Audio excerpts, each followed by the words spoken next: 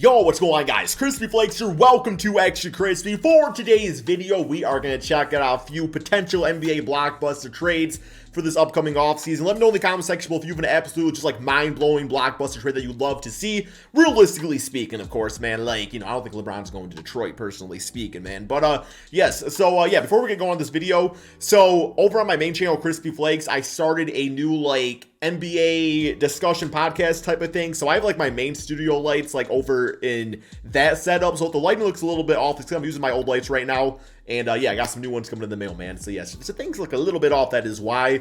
And also I'd love you if you went and checked out those videos. Crispy Flakes is the other channel, man. So yes. So we actually got two articles right here that we're going to be checking out. We got this Blockbuster NBA offseason trade ideas. There's like 4 or 5 listed here that I've not actually seen yet.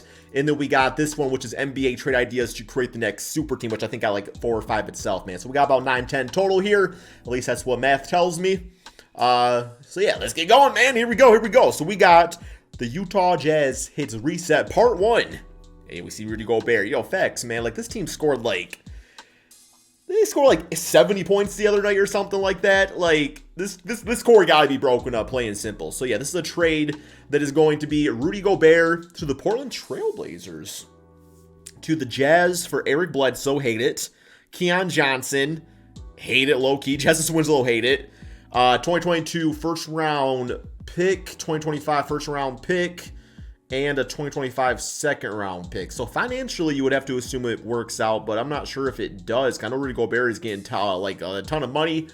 I think if this were to happen, you're probably looking at Nurkic going back to the Utah Jazz to at least give, a center to rock it out with Donovan Mitchell. But to be quite honest, I mean, like, while I do have my opinions on Rudy Gobert, I do not think this makes the Jazz a better team because of it. So personally, do not like this one. Next up, we got Resets Part 2. This is going to be Mike Conley to the Clippers for Brandon Boston, Terrence Mann, Marcus Morris, and a 2027 first-round pick. Not bad. I actually love Terrence Mann. I think he's a fantastic player out there. Marcus Morris can provide good scoring next to Donovan Mitchell, can stretch things out for Rudy Gobert if they decide to keep him too. And I think most importantly, it puts the Utah Jazz in a situation where they have to go out there and find a new point guard. I don't think Mike Conley's the answer long-term to this team. So yeah, man, I really like that trade. Okay, next up we got Washington lands a backcourt mate for Beal. Yeah, I see Brogdon. So we got the Pacers receive Kyle Kuzma or KCP and Rui Hachimura in exchange from Malcolm Brogdon. I like it. I think personally speaking, I think the Pacers would probably be better off accepting KCP and Rui Hachimura. Not so much KCP, but, Kuzma is what, like 25, 26? I think he might be older than that, man. So I don't really think he fits the Pacers, like, rebuild. Rui Hachimura, I still think has a lot of potential as a player, and I just think there's so much front court depth on the Washington Wizards that it would be nice for him to get, like, a more full-on opportunity long-term with the Pacers. And then, yeah, Brogdon going to the Washington Wizards, like, that's the perfect player next to Malcolm Brogdon. He can play on-ball, off-ball. Yeah, man, I like that one a lot. Okay. Next up, we got, also, I am thinking, though, probably some sort of pick also has to be tossing. I think Brogdon's worth more than this overall, but, yeah, I think some draft compensation would also be needed. Here we got Charlotte bags a rim protector. Let's see, Myles Turner, unless it's Martin right here, and I don't think that's the case. So this is going to be the Pacers receive Gordon Hayward, PJ Washington, and a number 15 pick. And the Hornets get Myles Turner and TJ McConnell. So there's been talks of Gordon Hayward to the Pacers already in the past. It made more sense when the team was actually looking to like retool instead of rebuild. But I will say I love PJ Washington. I think that's a good piece to have. I love him at the power forward position. And yeah, the number 15 pick, great pick to have. I've said this before. I do feel like PJ Washington is the power forward position, or the power forward equivalent of Myles Turner with his style of play and everything like that. So, yeah, I mean, if the Pacers still also had Sabonis, I would probably like the trade a little bit more too. But overall, I mean, PJ, 15th pick, not bad. And then Myles Turner fits in instantly, really, with any team in the NBA. And then here we have, and then a wing defender. I see Jerami, man. So this is going to be Charlotte Hornets get Jerami Grant. The Detroit Pistons get Scary Terry Rozier, Kai Jones, and the number 13th pick, which is pending lottery results. So it's going to be a lottery pick. We do know that at least. As a Piston fan, I am all for this trade. I am totally about this trade here, man. For one, I think Terry Rozier fits perfectly next to Cade Cunningham, at least in the short term. Continue using Killian Hayes and developing him off the bench. I think works out completely fine. Killian could also play with Scary Terry, Kai Jones.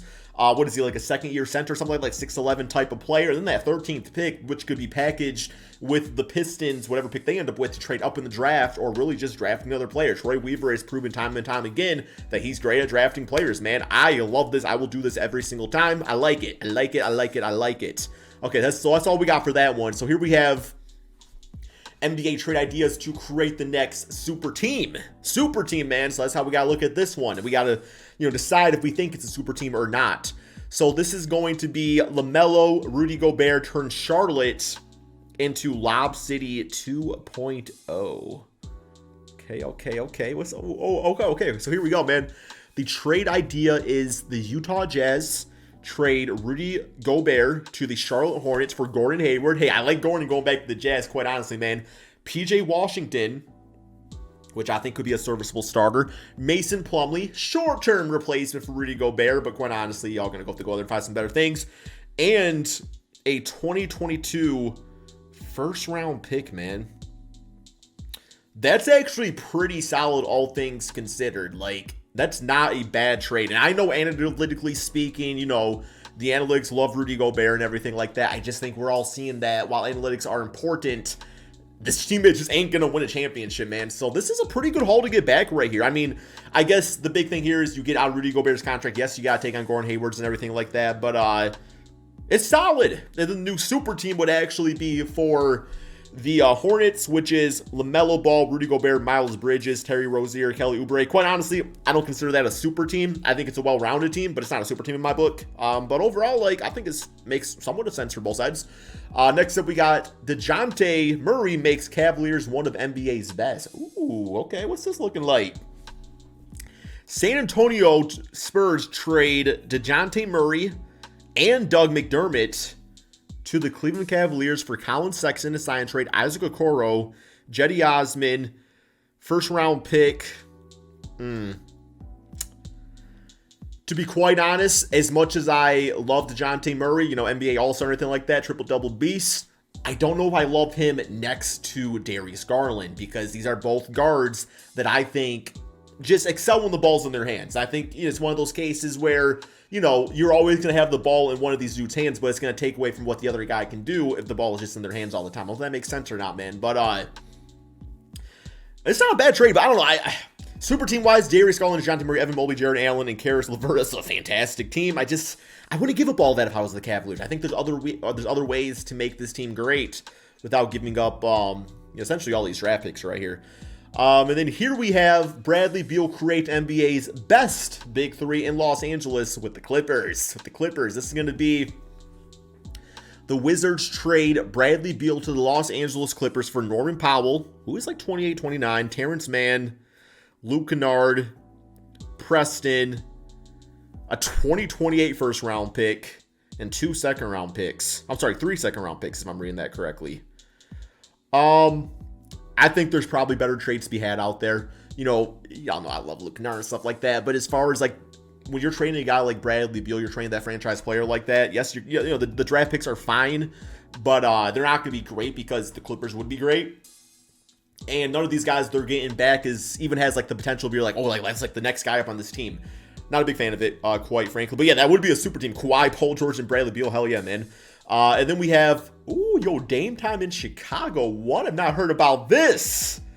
This is going to be Portland Trailblazers trade Damian Lillard to the Chicago Bulls for Patrick Williams, Lonzo Ball, Kobe White, and a 23 first-round pick. It's going to go Damian, DeMar, Zach LaVine, and Vucevic. That one's scary, man. That one's scary because no doubt that would be the top team in the Eastern Conference, but at least top 2. A lot of risk with it because, you are trading so many young foundation players for this, for really this 2 to 3 year big time window to go for a championship, man, which is the goal in the NBA is to win championships.